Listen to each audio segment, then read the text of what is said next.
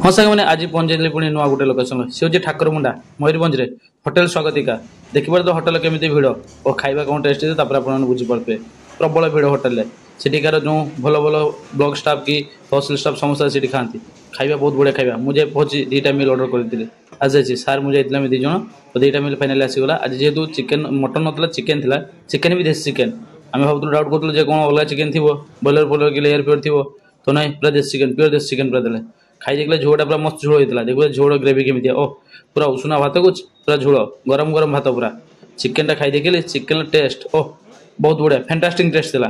खाई देखिए चिकेन टा चिकेन सीझी परफेक्ट पूरा चिकेन सीझी ओह हाथ पूरा चाटी खाए पूरा टेस्ट मैंने मस्त टेस्ट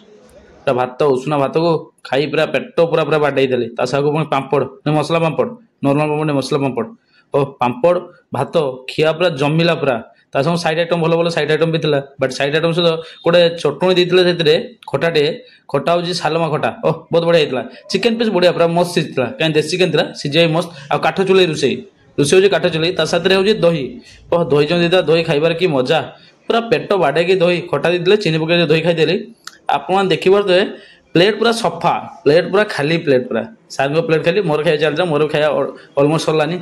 सांग मैंने मत एमती सपोर्ट करूँ लाइक शेयर कमेंट करूँ आपण सांग मान पाखे भिडियो पहुँचातु तो सांग मैंने रही